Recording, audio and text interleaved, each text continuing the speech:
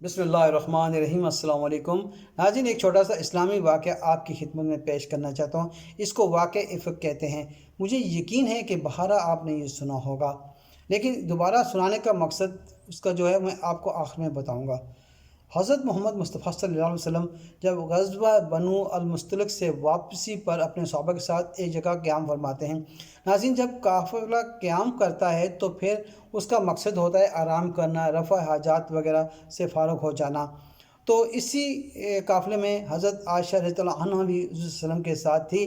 وہ رفع حاجت کے لیے جاتی ہیں، تو جب واپس آتی ہیں تو اپنے گلے میں ان کا جو قیمتی ہار جو اپنی بہن سے ادھار لے کے آتی ہیں وہ نہیں ہوتا۔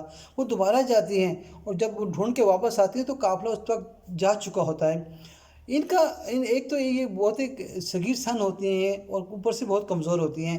ان کو جس محمل میں بٹھاتے ہیں، انہوں نے جب اس کو اونٹ پہ رکھا وہ محمل، تو ان کے وزن نہ ہونے کے برابر کی وجہ سے وہ محسوس نہیں کر سکے ان کی غیر موجودگی کو۔ یہ پریشان ہوئی اور وہیں پہ چادر اوڑھ کر بیٹھ گئی کہ جب ان کی غیر موجودگی کا قافلوں کو پتہ لگے گا تو واپس آ کے اس سے انہیں ڈھونڈیں گے۔ وہیں ان کو نیند آ گئی۔ حضرت صفوان رضی اللہ تعالیٰ عنہ یہ کثیر نوم کی وجہ سے، یہ بہت زیادہ سوتے تھے کثیر نوم، اور ہمیشہ قافلے سے پیچھے رہ جاتے تھے۔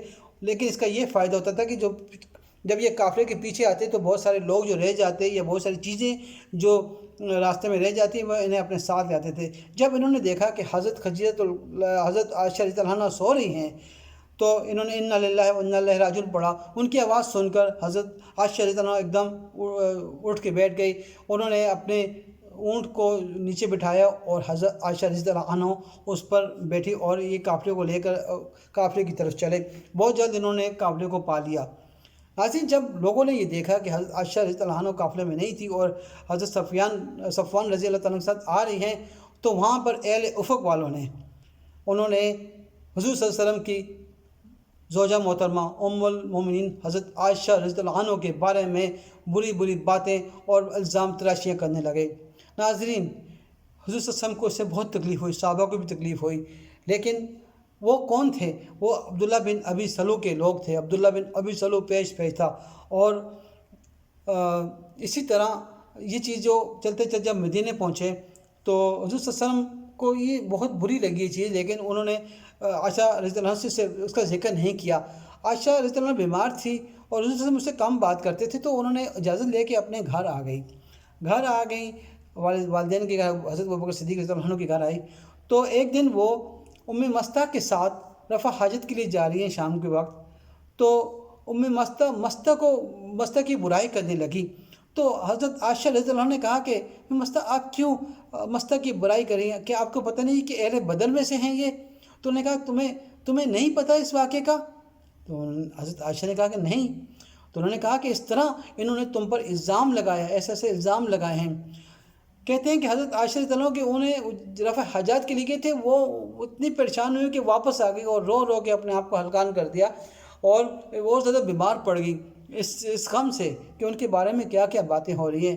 حضور صلی اللہ علیہ وسلم کو بہت سے صحابہ نے مشورہ دیا ان کو پریشانی دے کر کہ آپ دوسرا نکاح کر لیں اور عقد کر لیں، لیکن جب خاص صحابہ نے، میں نام نہیں لے رہا، کہ انہوں نے کہا کہ آپ دوسری شادی کر لیں لیکن جب حضور صلی اللہ علیہ وسلم کی پریشانی کو دیکھا تو پھر چپ ہو گئے اور انہوں نے اپنے مشورے کو واپس لے لیا، اور انہیں صبر کی تلقین کی۔ بعض صحابہ نے کہا کہ یہ بہتان عظیم ہے۔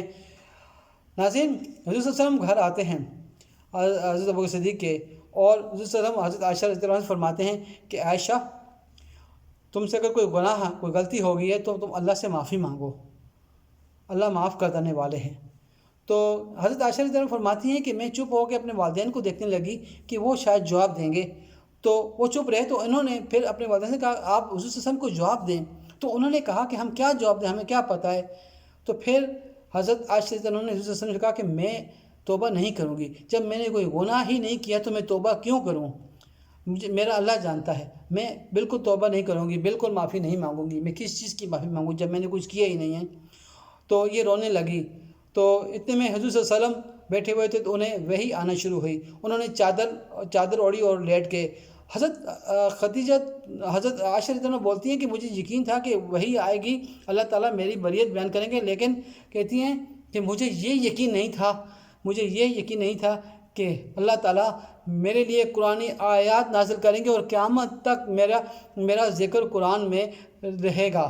کہتی یہ مجھے یقین نہیں تھا، لیکن جب تھوڑی دیر بعد رسول صلی اللہ علیہ وسلم اٹھے اور مبارکباد دی عائشہ رضی اللہ عنہ کو کہ اللہ نے تمہارے لیے بریت کے لیے قرآنی آیات نازل فرمائی ہیں، اور وہ باہر جاتے ہیں، پھر صحابہ اسلام کو بلاتے ہیں، صحابہ بلا کے اللہ تعالیٰ کی یہ وحی کا بتاتے ہیں، اور پھر اس کے بعد وہاں سے ناظرین وہاں سے حد قذف جو ہے جاری ہوئی، بہتان لگانے کی سزا، اہل افق والوں کو 80 کوڑے مارے گئے۔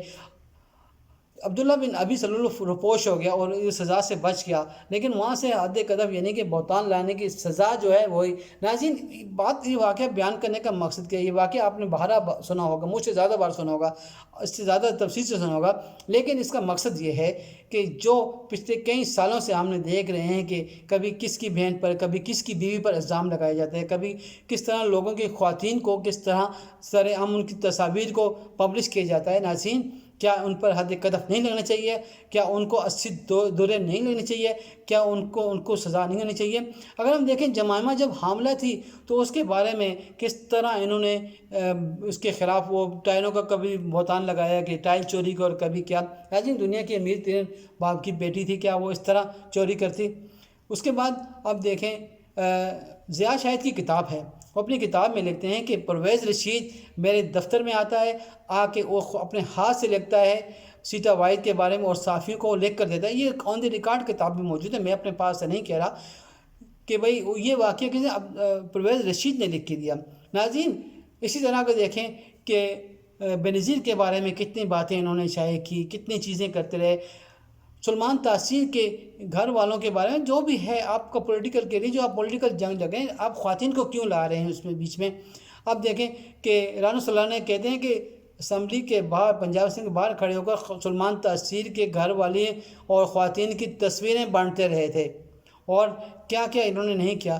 ناظرین یہ ہماری روایت ختم ہونی چاہیے۔ جس طرح کبھی عورتوں کو یوز کرنا، کبھی ریحام خان کو یوز کیا جا رہا ہے، کبھی مولا علی کو یوز کیا جا رہا ہے، کبھی کس کو یوز کیا جائے، یہ روایات ختم کرنی چاہیے ہمیں۔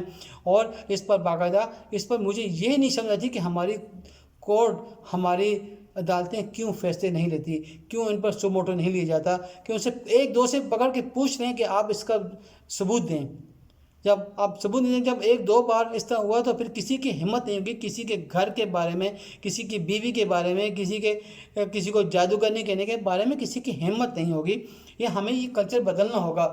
یہ جو چھوٹے چھوٹے جو ہم چیزیں یہ بیج بو رہے ہیں، یہ کل جب تناور درخت بن جائیں گے تو یہ نفرت کے یہ درخت ہم کاٹنے نہیں جائیں گے۔ یہ اتنے ہر سال درخت مضبوط ہوتا جاتا ہے، اگر آپ اس سال چھوڑیں گے تو دوسرے سال اور زیادہ مضبوط ہو جائے گا، آپ اسے نہیں کاٹ سکیں گے۔ اس لیے دوستو ہم سب کو مل کر جو بھی اس کام کو کرے، اگر پی ٹی آئی والا کرتا ہے تو اس کی ہمیں مخالفت کرنی چاہیے، نون لیگ والا کرتا ہے تو اس کی مخالفت کرنی چاہیے، پی پی پی والا کرتا ہے تو اس کی مخالفت کرنی چاہیے، کیونکہ یہ برائی ہے، اور برائی کو آپ جتنا بھی آج آپ دوسرے پہ خوش ہوں گے، کل آپ کے بھی آئے گا۔ تو اس لیے دوستو میری درخواست ہے کہ اس قسم کے جو بھی کام کر رہے ہیں انہیں ہمیں سپورٹ نہیں کرنا ہے، ہمیں ایک اچھی قوم بننا ہے، ایک اچھا صحت مند معاشرہ بننا ہے۔ آپ صحت معاشرہ تبھی بن سکیں گے جب آپ دوسروں کے جذبات کا، دوسروں کی عزت کریں گے، دوسروں کے جذبات کا خیال کریں گے، دوسروں کے احساسات کا خیال کریں گے، تب ایک آپ اچھی قوم بن سکتے ہیں۔ ناظرین ویڈیو طویل ہو رہی ہے، انشاءاللہ پھر دوسری ویڈیو ملیں گے۔ آپ سے درخواست ہے کہ میری ویڈیو کو پلیز سبسکرائب بھی کر دیں، لائک بھی کر دیں۔ اللہ حافظ، السلام علیکم۔